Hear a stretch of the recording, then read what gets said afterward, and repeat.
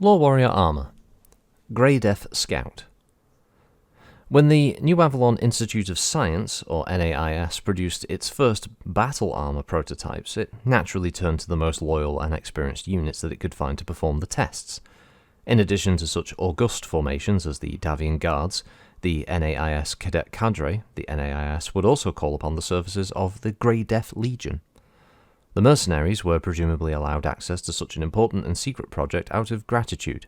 It was the Legion's momentous discovery of the comprehensive Starleague-era computer memory core on Helm in 3028 that led to the NAIS and dozens of technological breakthroughs being possible.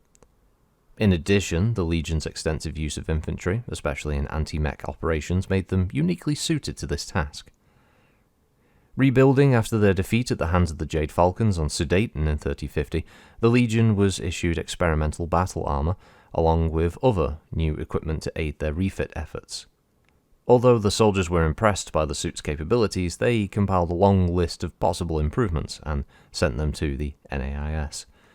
Simultaneously, the Legion's own highly trained technical staff set about making some adjustments to their suits, well aware that the NAIS bureaucracy could delay the incorporation of design changes for months or even years.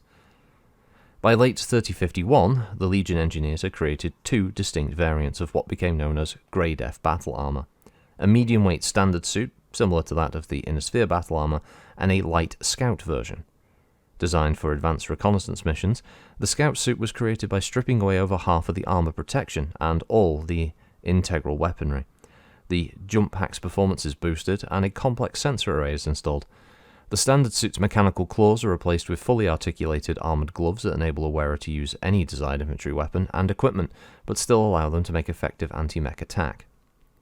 The Legion's scout armour made its debut against the Jade Falcons on the world of Pandora. Fighting in the thick jungle near the town of Vanmal, the troops in the scout units employed their advanced sensors and enhanced mobility to great effect. Springing from the underbrush, the Legion's armoured infantry managed to surprise the enemy forces, destroying 2 Omnimechs and crippling 3 more with well-placed satchel charges. Following the Truce of Tukiad, the Grey Death Legion would continue to produce a limited number of suits by hand on Glengarry. Most of these went to replace combat losses, but a limited number had been sold to other mercenaries and the LWAF. Although the Grey Death Legion was annihilated on Hesperus II during the Fedcom Civil War, and the title of Baron Glengarry was stripped from the Carlisle family for their unwise decision to support Catherine the Usurper, the Grey Death Legion light scout armour remains in production by the newly established Grey Death Technologies, a joint venture between Defiance Industries of Hesperus II and former Grey Death Legion technical personnel. GDT has started to produce the scout armour in quantity. Trading on the legend of the Grey Death, the company has found a ready market for their wares. Lacking a suitable replacement for the primitive infiltrator suits, the LWAF have been purchasing the scout armour as a stopgap measure.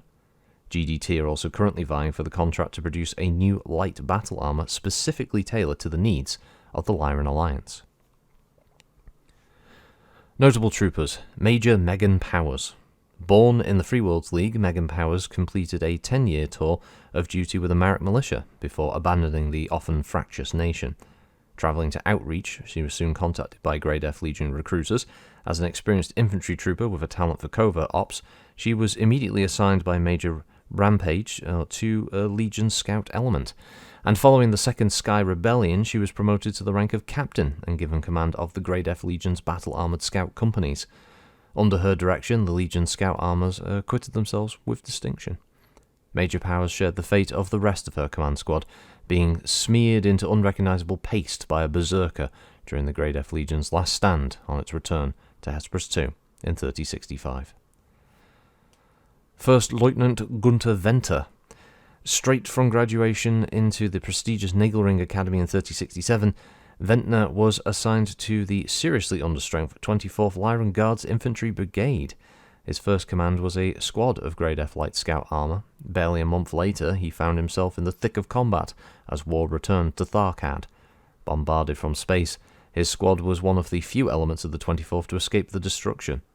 In early 3069, his squad would stumble on a Blakist patrol lying in wait to ambush a column of Lyran troops, and after carefully scouting enemy positions, the young lieutenant made contact with his endangered countrymen, With his information, the convoy was diverted around the ambush, and precious artillery assets were used to rain destruction on the Blakist positions.